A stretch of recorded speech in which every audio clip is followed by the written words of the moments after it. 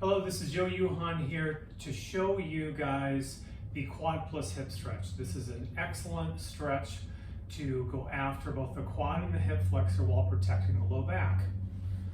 Because in a standard lunge-like stretch, where we're trying to stretch open the hip flexor in front of the body, there's a tendency to overarch the low back.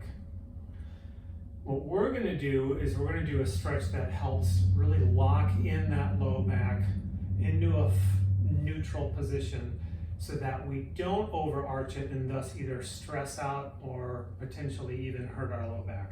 And so what we're going to use for this is a couch. You can also use a wall, but a couch is nice because the softness helps hold the foot into place. So whatever leg you want to stretch, I'm going to stretch my right one. That's going to be on the top. I'm going to lay against the couch with my back facing it and me facing away. So my stretch leg, I'm going to peel it back like I'm doing a quad stretch, but then I'm going to use the couch to hold my toes.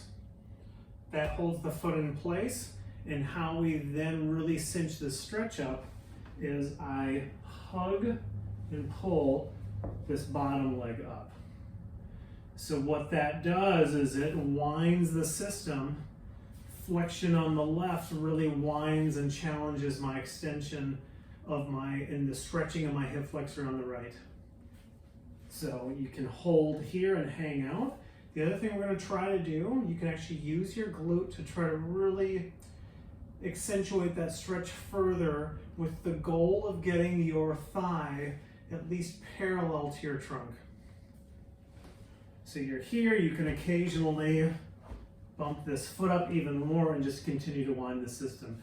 If for whatever reason this is very sensitive on your knee, what you can do to make this a little bit better is just scoot away from the wall, and that'll just take some of the tension off. You can lower your foot a little bit and bring your leg down and sort of lower that stretch intensity.